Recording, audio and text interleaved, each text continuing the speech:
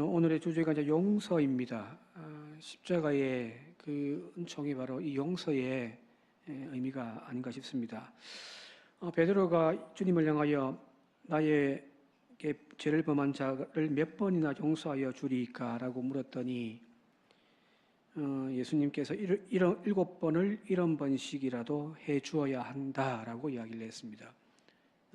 7번씩 70번이면 7, 7이 49, 490번이죠. 그죠? 490번이 많습니까? 적습니까? 많습니까? 적습니까? 많습니까? 근데 어찌 보면 그죠? 어떻게 490번씩이나 우리가 용서를 할 수 있지라고 생각할 수 있는데 가만히 생각해 보니까 제 아내가 저를 용서해 준 것만 해도 수천 번은 될 것 같습니다. 제가 제 자식을 용서해 준 것만 해도 지금까지 17년인데 수만 번은 될 것 같단 말이에요. 그죠? 많아요, 적어요? 많지 않거든요. 그죠? 도저히 이룰 수 없는 것이 아니라 사실은 어쩌면 우리가 누군가를 사랑할 때에 죽을 때까지 할 수 있는 것, 그것이 용서가 아닌가 하는 생각을 가지게 되어집니다. 이 용서와 관련되어진 일화 하나 있어서 좀 소개해 드리려고 하는데, 여러분들 빠삐용이라고 하는 영화 아시죠? 그죠? 그죠? 어렸을 때 봤던 TV의 주말 영화에서 봤던 그 빠삐용, 또 얼마 전에 또 새롭게 리메이크 되어지기도 했었는데, 이 빠삐용이 사실은 실화를 바탕으로 쓰여진 소설이기도 하고 또 영화이기도 합니다.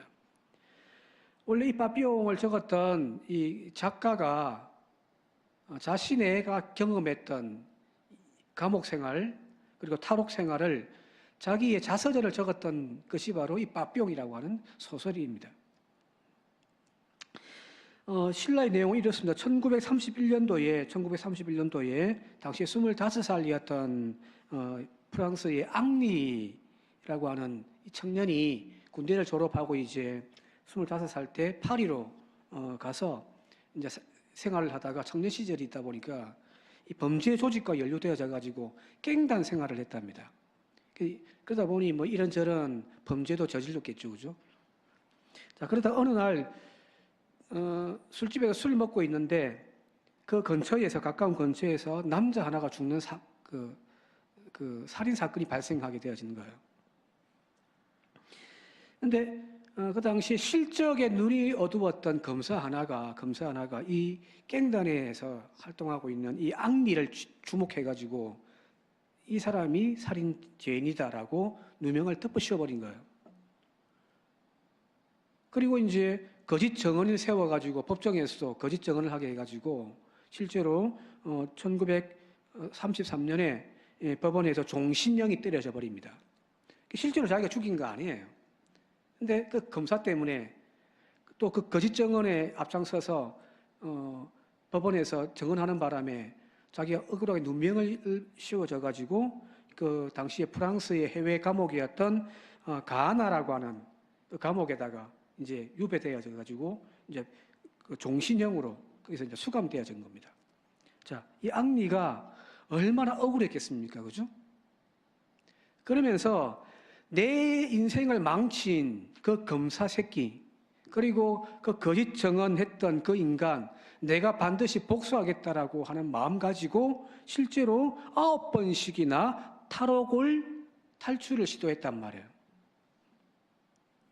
그리고 결국에는 14년째 되던 1944년도에 그의 나이 38세 때에 이 악마의 섬이라고 하는 곳에서, 감옥에서 탈출에 성공합니다. 여기까지가 이제 이 빠삐용의 이제 이야기죠, 그죠? 여기서 끝나거든요, 빠삐용은요. 자, 그런데 이제 그 뒷이야기. 이 탈출에 성공했던 이 앙리가 이제 남미에 있는 베네수엘라로 이제 도망쳐가지고 그곳에서 이제 곳곳에 돌아다니면서 온갖 일을 하고 또 여인을 만나 가정도 꾸리고 돈도 모아가지고 근사한 바도 이제 만들고 사서 이제 장사도 하고 어느 정도 성공한 거예요. 자, 그런데 그 당시에 영국의 그 법에 따르면은 형법상 30년이 지나면 모든 범죄 시효가 만료된답니다. 내가 죄를 지었으면 이 죄가 30년만 지나면은 이게 지워져 버리는 거예요. 자, 그날을 기다렸던 이 앙리가 30년이 되던 해 1961년도에 자기 나이 55세 때에 파리로 돌아갑니다. 왜 돌아갔을까요? 왜 돌아갔을까요? 살려고요? 아니요. 자기 인생 망쳤던 그 검사, 그리고 그 거짓으로 증언했던 그 살아자들을 죽이겠다라고, 복수하겠다고 파리로 건너간 거예요. 이제 30년 만에 파리를 와가지고 이제 자기가 젊었을 때 다녔던 거리, 그리고 부모님과 함께 걸었던 그 골목들, 친구들과 놀던 장소들, 특별히 그가 살인범의 누명을 쓰게 되어졌던 그 체포당했던 그 거리를 돌아다니는, 그러다가 조금씩 자기의 마음이 처음에는 복수하겠다고 죽여버리겠다라고 하는 마음으로 건너왔는데 조금씩 누그러뜨리기 시작된 거예요. 그러면서 마지막에 그가 하나님께 이렇게 기도했다고 합니다. 하나님, 복수를 포기하고 용서하겠습니다. 그 대신 저와 같은 이 비극적인 사건이 다시는 생기지 않게 해주십시오. 라고 이렇게 하나님께 기도를 하고요. 그리고 자기 자신에게 이렇게 이야기했다고 합니다. 앙리 샤리에르, 네가 이겼다. 너는 자유롭고 사랑받는 내 미래의 주인공으로 여기에 있다. 네 원수가 어떻게 살고 있는지 더 이상 알려고 하지 마라. 그들은 과거의 한 부분일 뿐이다. 너는 여기에 있다. 마치 기적처럼. 그리고 지금 네가 확인하고 있지 않느냐? 이 비극적인 일에 관계된 사람 가운데서 네가 가장 행복한 사람인 것을 하면서 자기 자신에게 그렇게 고백했다는 거예요. 자, 30년 동안 복수하겠다고 했던 그 마음의 그 감옥이라고 하는 탈출해 가면서 저 사람 꼭 내가 복수하겠다라고 했던 그 앙리는 사실은 원수가 그 복수심이 상대에게 있었던 것이 아니라 자기 마음에게 있었던 거죠. 그죠? 자기의 마음의 감옥에 가두어져 있었던 거거든요.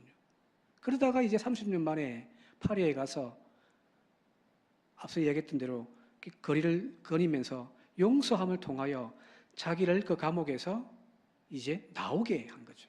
그죠? 그 미국의 퓰러 신학교가 있는데 그 신학교의 윤리학 교수가 있는데 루이스 스미즈라고 하는 교수가 있는데 이런 말을 했다고 합니다. 같이 한번 읽어볼까요? 같이 한번 읽겠습니다. 시작. 용서하는 것은 60kg짜리 배낭을 지고 12km 정도 산을 오른 후에 배낭을 내려놓는 것입니다. 용서하는 것은 죄수를 풀어주고 나서 그 죄수가 바로 나 자신이었음을 알게 되는 것입니다. 용서라는 건 복수심의 그 무거운 짐을 계속 메고 살아감이 아니라 그 무거운 짐을 내려놓는 순간 가벼워지고 자유함을 누리듯이 그게 용서라는 거거든요. 사실은 나의 분노, 나의 원망이 상대에게 있었던 것이 아니에요. 나 자신이 나를 감옥에 가둬놓고 있는 거죠. 보복심에. 미움도 마찬가지일 거예요. 그죠? 그러나 용서라는 것은 그 감옥에 갇혀져 있던 나를 내가 해방시켜 주는 거거든요. 성경에서 주님께서 네가 매면 매일 것이고 네가 풀면 풀어질 것이다라고 하는 그 사실, 바로 그 주체가 나인 거예요. 내가 나를 용서하고 내가 나를 보듬어 안아줄 때에 비로소 여러분들 용서가 되는 겁니다. 상대에게서가 아니라 먼저 나 자신을 먼저 풀어낼 수 있는 저와 여러분들 되시길 바랍니다. 누군가를 아직까지 미워하는 이가 있다면 그 미워하는 대상을 위하여 하나님 그를 용서하게 해달라고 기도할 것이 아니라 사실은 나를 풀어줄 수 있을 때 용서가 되는 거거든요. 어떤 한 스승이 한 제자가 자신의 스승에게 찾아가서 이렇게 고민을 털어놓습니다. 스승님, 인생의 고뇌에서 영원히 벗어날 수 있는 방법은 없습니까?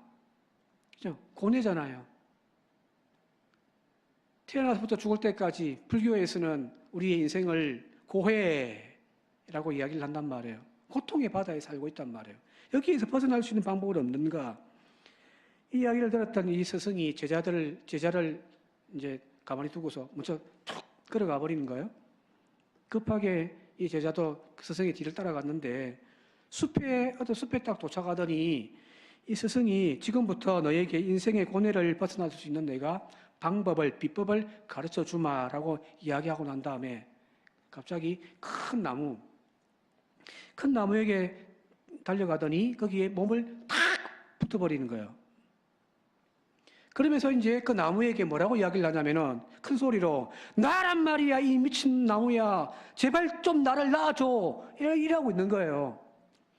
그 이상한 행동을 하고 있는 스승을 보고서 이 제자가 깜짝 놀래가지고 달려가서 나무 위에서 선생님을 떼내려고 하는데 떼지겠습니까? 아니요. 떼내려고 하는데 계속 붙어 있는 거예요. 근데 가만히 보니까 지금 나무 위에서 이 스승이 떨어지지 않는 이유는 스승이 나무를 꼭 껴안고 있기 때문이라는 사실을 그때 발견한 거예요. 처음에 깜짝 놀래가지고 막 떼내려고 하다가 가만히 보니까 이 스승이 지금 나무를 꼭 껴안고 있는 거예요. 근데 말로는 나를 떼내달라고, 제발 나를 놔달라고 막 하고 있단 말이에요. 그래서 이 제자가 스승에게 묻습니다. 나무가 스승님을 붙잡고 있는 것이 아니라 스승님이 오히려 나무를 꼭 붙잡고 놓아주지 않으면서 왜 이 나무에게 놓아달라고 소리를 지르십니까? 라고 무릎을 던지니까 그때서야 스승이 빙그레 웃으면서 나무에서 손을 탁 풀더니 이렇게 이야기하는 거예요. 같이 한번 읽어볼까요? 시작. 이것이 바로 인생의 고뇌에서 벗어나는 길이다. 실제로는 세상이 곧 나를 놓아주는 것이 아니라 내 자신이 그 고통을 붙잡고 놓지 않는 것이지. 인간의 모든 고뇌는 여기에서부터 시작되는 것이다. 분노, 증오, 원한. 그건 결국 상대가 나를 놓아주지 않기 때문이 아니라 내가 그걸 꼭 붙잡고 있는 거예요. 그러면서 나는 발부둥 치는 거죠. 제발 놔달라고. 용서는 내가 붙들고 있는 그 원한을 내 스스로가 풀어내는 거거든요. 상대를 위한 것이 아니라 사실은 나를 위한 부분일 수 있다는 사실입니다. 오늘 읽었던 성경 본문 말씀에 10,000달란트 당감받은 자가 자신에게 100데나리온 빚진 자를 용서하지 않는 이야기가 바로 그런 주제잖아요. 그죠? 10,000달란트면은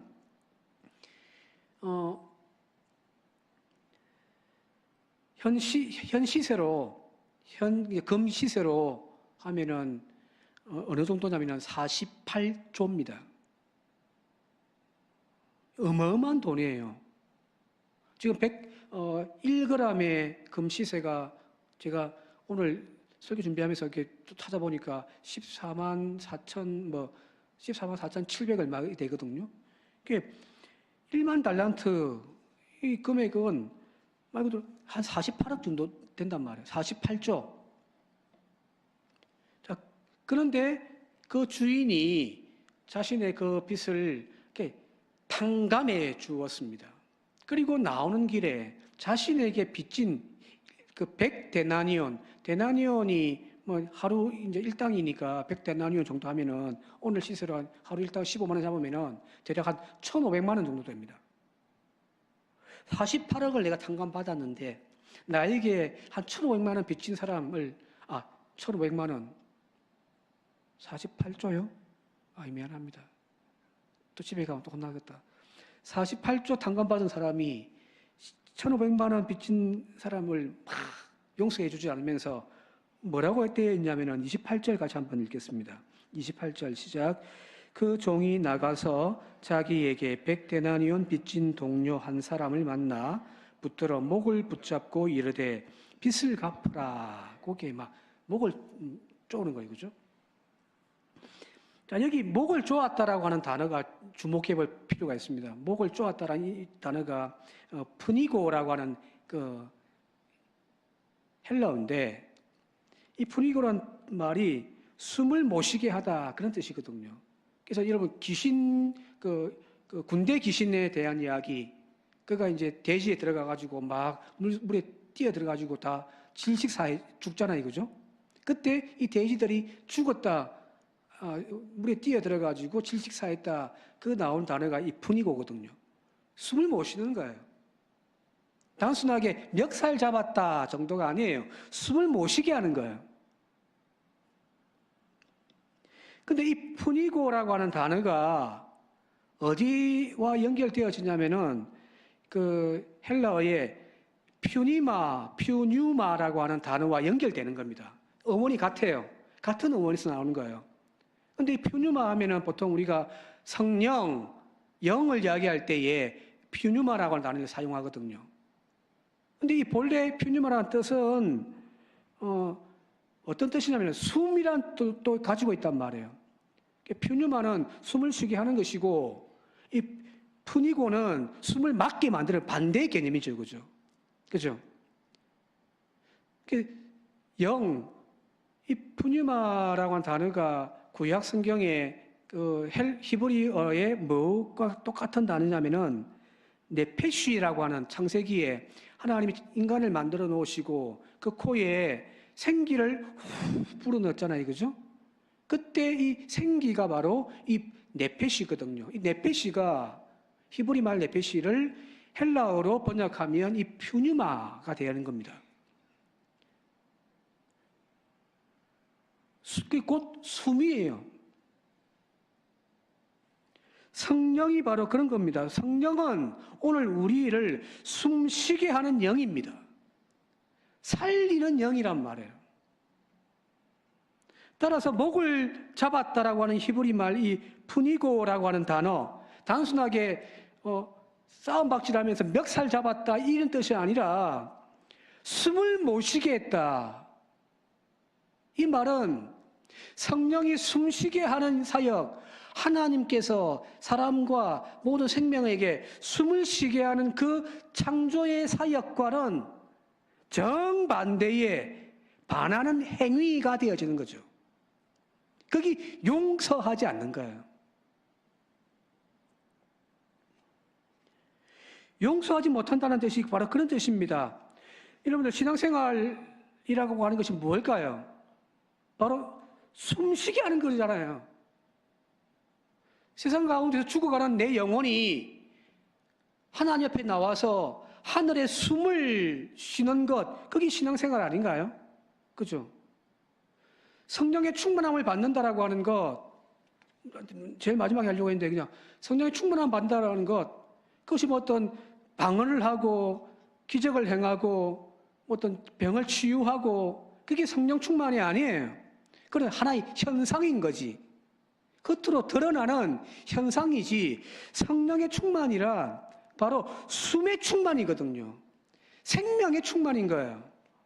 성령 충만한 교회는 딱 가보면 알아요. 뭔가 팔딱 살아있습니다. 왜? 성령은 숨이거든요. 그래서 예수님께서 요한복음 20장 보게 되어지면은 부활하신 주님이 제자들에게 나타나셔가지고 처음에 뭐 하시냐면은 한번 제일 마지막에 있는데요. 요한복음 20장 22절 같이 한번 같이 읽어볼게요. 한번 읽겠습니다. 시작. 이 말씀을 하시고 그들을 향하여 숨을 내쉬며 이르시되 성령 받으라 하는 거예요. 이상하잖아요, 그죠? 예수님이 그냥 성령 받아라 이렇게 막 하면 되는데 숨을 훅 내쉬면서 성령 받으라는 거거든요. 자, 이 숨 자체가 바로 성령인 거예요. 생명을 살려내는. 자, 신앙생활이란 이 하늘의 숨을 오늘 마시며 살아가는 그것이 바로 믿음 생활입니다. 근데 오늘날 우리의 삶을 가만히 되돌아보게 되어지면 여러분들, 학생들은 입시에 찌들려 살고 있고요. 성적에, 경쟁에 찌들려서 숨 쉴 틈 없이 공부만 하며 내몰려 살고 있잖아요. 그죠? 그죠? 우리나라 아이들은 숨 좀 쉬자라고 이야기를 합니다. 요즘 경제가 너무너무 어렵다 보니까 장사하시는 분들이 폐업 직전까지 가가지고 숨 막힌다, 숨 막힌다. 고 하며 살고 있단 말이에요. 젊은이든 노인이든 숨 막히는 현실 속에 우리는 지금 살고 있단 말이에요. 그죠? 그죠? 세상이 우리의 숨을 그렇게 막 쪼고 있잖아요. 모두가 답답해하고 모두가 숨 막힌다고 하소연한 그런 세상 속에서 우리가 살고 있습니다. 그러다가 우리가 매주일 하나님의 집 교회에 나와가지고 우리가 하는 행위가 무엇이냐면은 이 막힌 숨을 뚫어내는 거예요. 그래서 꽉 조여왔던 내 삶에서 이제 풀어내고 숨을 쉴 수 있는 것, 그게 예배고, 그게 오늘 우리의 신앙생활이거든요. 여러분들, 제발 숨 좀 쉬며 삽시다. 그죠? 교회가 그런 집단이 되어야 되지 않겠습니까? 세상에서도 막 좋았는데, 교회까지 왔는데, 목사가 헌금해라, 뭐 해라, 헌신해라, 봉사해라, 막 좋은다면, 이 성령께서 하시는 숨을 쉬게 하는 것이 아니라, 오히려 또 더 숨을 쉬지 못하도록 숨을 막는 것이죠.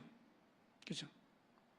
그래서 성령은 자유의 영이기도 하시단 말이에요.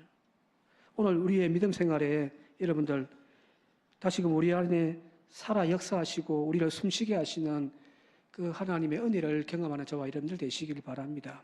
그게 용서 아닐까요? 하나님이 십자가의 그 죽음을 통하여 우리의 죄를 용서하셨다라고 하는 그 의미가 이것이 아닐까요? 주님이 십자가에서 우리의 죄를 대신하여 죽으심으로 우리가 자유함을 누리겠다. 그래서요. 그래서 어쨌단 말이에요. 교회만 나오면 답답하고 봉사한다고 내 딴에는 하는데도 이런저런 눈치 보이고 아이고 신앙생활하고 교회생활 하는데 숨 막히는 그것이 뭐예요 그거는. 그죠? 십자가의 은혜란 그 용서의 은혜란 결국에는 나를 꽉 쪼아매었던 그 숨 막히게 했던 것에서 자유하게 하여 숨쉬게 하는 것 아닌가요? 그래서 살만하다. 그죠? 그래서 세상 속에서는 힘들었고 세상 속에서는 숨 막혀 답답해서 살기 힘들었던 우리가 교회 나와서 십자가 앞에서는 적어도 숨을 쉬며 살아갈 수 있는 그런 믿음 생활을 해야 되지 않겠습니까? 오늘 그 하나님의 용서를 경험하는 저와 여러분들이 되시길 바랍니다. 자, 그렇다면 그렇게 용서함 받은 우리가 내가 해야 할 일은 뭘까요? 멀리 가지 맙시다. 가까운 데 갑시다. 여러분들의 집안에서, 여러분들의 자녀에게, 여러분들의 남편에게, 여러분들의 아내에게 목사로서 내가 가르치는 교인들에게 뭘 해야 될까요? 내가 줄 수 있는 용서란 다른 것이 아니잖아요. 목을 쪼아매는 것이 아니라 숨을 못 쉬게 막는 것이 아니라 그 쪼았던 손을 풀어내는 것 아닌가요? 그죠? 여러분들은 가정에 들어갈 때마다 어떤 마음이 듭니까? 물어볼게요. 밖에 나갔다 집에 들어갈 때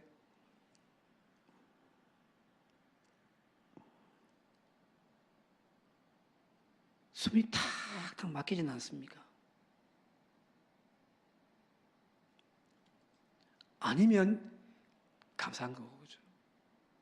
자식들이 여러분들을 바라볼 때에, 자식들 키우는 제가 그러니까, 그 자식들이 부모를 볼 때마다 숨이 탁탁 막히는 그런 관계라고 한다면은 우리는 주님으로부터 용서함 받아놓고서 왜 우리는 누군가의 목을 조이고 있냔 말이에요. 그죠? 그죠? 남편이든 아내든 또 마찬가지일 겁니다. 쪼았던 그 숨을 다시금 풀어낼 수 있는 저와 여러분들이 되시길 바랍니다. 그래서 내 자녀들은 세상 속에서 학교에 가가지고 경쟁하면서 정말 숨이 쪼여오는 그 삶 속에서 힘들어하다가 적어도 가정에 돌아오고 부모를 만나는 그 품 안에서만큼은 마음껏 숨을 쉴 수 있다면은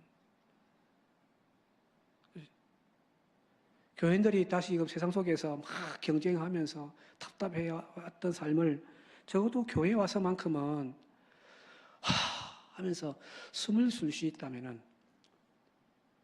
그것이 우리가 해야 할 일이 아닌가라는 겁니다. 용서 다른 것이 아니잖아요, 그죠? 숨 쉬기만 해주는 것. 그래서 여러분들 요한복음 보면은 그 예수님께서 현장에서 간음하다가 잡혀온 사람들 손에 질질 끌려가지고 그죠? 여인 하나가 남자들에 의해서 휩쓸려가지고 그 한가운데에 쭈그려 앉아가지고 그가 지금 뭘 하고 있냐면은 죽을 것 같은 숨막힘 가운데 엎드려 있단 말이에요. 그때 예수님께서 하신 말씀이 죄 없는 자가 먼저 돌로 치라고 말씀하시면서 갑자기 엎드려가 땅에 아무 말씀도 안 하시고 땅에 무슨 글자를 적었는데 뭘 적었는지도 알 수 없죠. 그죠? 그죠? 그걸 다 떠날 때까지 기다리신단 말이에요. 그 침묵의 시간이 뭘까요? 용서의 시간이기도 하지만 그 많은 사람들로부터 짓눌려 숨 막혔던 그 여인이 하고 숨을 쉬게 하는 시간이기도 하거든요. 그죠? 이거 주님이 이제 딱 한마디 던지잖아요. 나도 너를 정죄하지 않겠노라. 이 말은 나도 너를 용서하겠노라. 가서 다시는 그 죄 짓지 마라. 그렇게 숨이 트였던 이 여인은 그 이후로 오직 주님만 섬기며 살았던 거 아니겠습니까? 오늘 이 숨이 우리 교회 가운데 있기를 바라고요. 여러분들이 사는 가정에 이 하늘 숨, 성령께서 불어넣어 주시는 이 숨을 다시금 풀어낼 수 있는 그런 믿음 생활로 거듭나고 변화되어 줄 수 있기를 시간 주님의 이름으로 축원드립니다. 함께 기도드리겠습니다. 용서, 이 어려운 단어, 주님, 그러나 내가 누군가를 향하여 꽉 조였던 그 두 손에 힘을 빼고 이제 그 스스로가 숨을 쉴 수 있도록 하는 것이 용서임을 깨닫게 하옵소서. 미움, 질투, 원망, 그것으로 내가 힘들어서 꽉 조였던 그 손에 주여 사랑과 용서의 은혜 내려주시어서 쪼였던 것들을 풀어낼 수 있는 저희들 되게 하셔서 우리 모두가 숨쉬며 살아가는 세상 되게 하옵소서. 예수님 이름으로 기도드리옵나이다. 아멘.